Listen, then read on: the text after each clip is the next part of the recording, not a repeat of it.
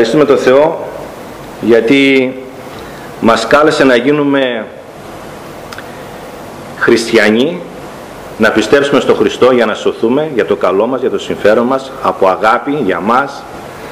Θέλει να είμαστε αιώνια μαζί Του, να γιορτάζουμε στην αγιότητά Του και στη δόξα Του.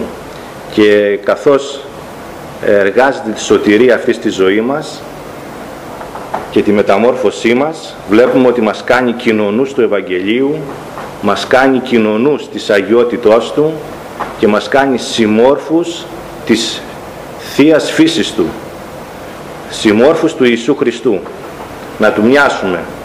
Και αυτή η μεταμόρφωσή μας βασικά έγκυται στο ότι πρέπει να γίνουμε αγάπη. Ο Θεός είναι πνεύμα και είναι αγάπη. Έτσι και εγώ πιστεύουμε ότι η μεταμόρφωσή μας πρέπει να μας κάνει ανθρώπους αγάπης. Να αγαπήσουμε, αν είναι δυνατόν, ακόμα και τους εχθρούς μας.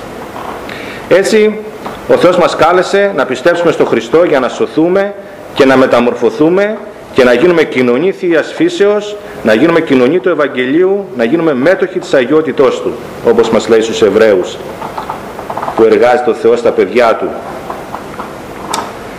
Και σαν χριστιανοί, αδελφοί, πιστεύουμε και ζούμε το Ευαγγέλιο. Ή σαν χριστιανοί καλεστήκαμε να πιστέψουμε και να ζήσουμε το Ευαγγέλιο.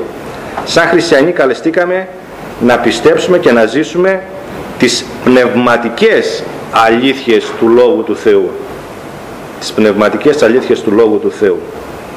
Και αυτές οι πνευματικές αλήθειες του Λόγου του Θεού και του Ευαγγελίου, αδελφοί, είναι γραμμένες μέσα στο Ευαγγέλιο, τις οποίες καλούμαστε το μυαλό μας να το βουτήξουμε και να ποτιστεί από το Λόγο του Θεού, γιατί έτσι θα μπορεί να αντλήσουμε οδηγία και φώτιση στο πώς θα ζήσουμε και πώς θα είμαστε αρεστοί στο Θεό. Λοιπόν, και έτσι θα ξεκινήσουμε να διαβάσουμε από το κατά Ιωάννη Ευαγγέλιο.